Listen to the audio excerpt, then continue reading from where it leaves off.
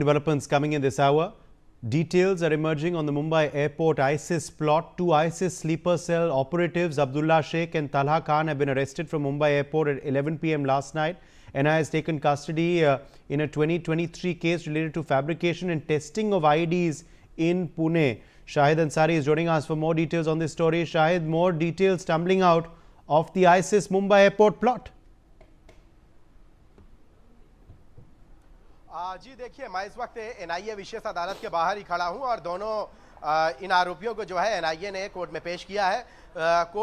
NIA ने court को बताया है कि 2022 और 23 में मुंबई से सटे पुणे इलाके में जो है कोंडवा एक जगह है जहां पे ये दोनों आरोपी और इनके साथियों ने जो है आईईडी जो ब्लास्ट की जो है ट्रेनिंग और टेस्टिंग दोनों की थी।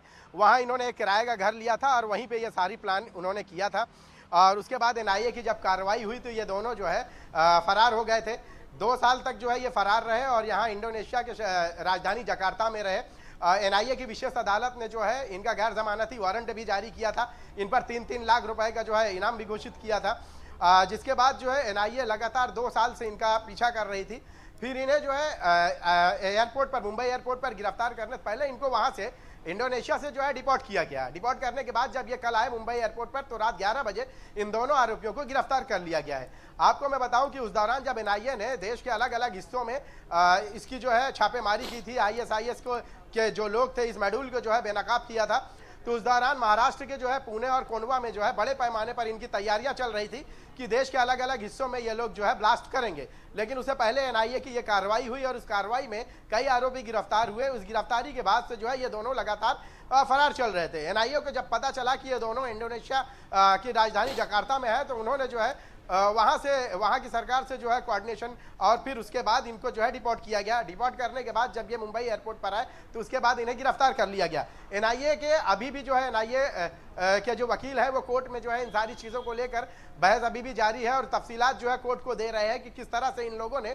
देश में रहकर जो है देश के खिलाफ जो है एक प्लानिंग की थी, जिसमें ये लोग लगातार आईएसआईएस के जो है कांटेक्ट में थे और उस कांटेक्ट में होने के बाद ही जो है इन्होंने आईईडी की जो है जो बम ब्लास्ट करने की जो टेक्निक है उस टेक्निक के सहारे जो है इन्होंने वहां जो कोंडवा में एक घर लिया था किराए पर और उस घर में ही इन्होंने जो है उसको टेस्ट भी किया था। ये सारी चीजें एनआईए की तफ्तीश में जो है सामने आई है और अब उम्मीद ऐसी की जाती है कि जब इन दोनों आरोपियों को कोर्ट में जो है अब इस बहस के बाद जो है चूंकि कोर्ट में पेश किया गया है तो अब जाहिर सी बात है कि अब इनकी जो है एनआईए को जो है हिरासत में भेजा जाएगा और उसके बाद जो जांच होगी तो ये पता चल पाएगा कि इन आरोपियों PK Jain, former additional DGP Maharashtra Police, also joining us now on the broadcast. PK Jain, what do you make of the details tumbling out in this plot? Thank you, Uday. Thanks a lot for inviting me and having me on the show.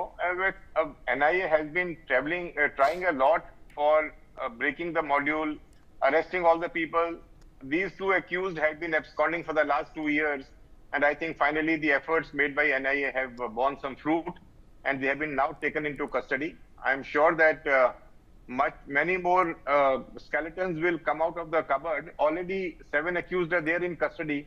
These two will also probably throw some more light on the entire conspiracy and how they have gone about, who were their handlers, whom were they in touch with.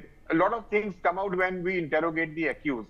So I'm sure the NIA they have been doing a very professional job and they will go to the root of the entire conspiracy and bring out more accused and more details about this entire operation and this cell which was trying to cause a lot of widespread damage in the country. Uday.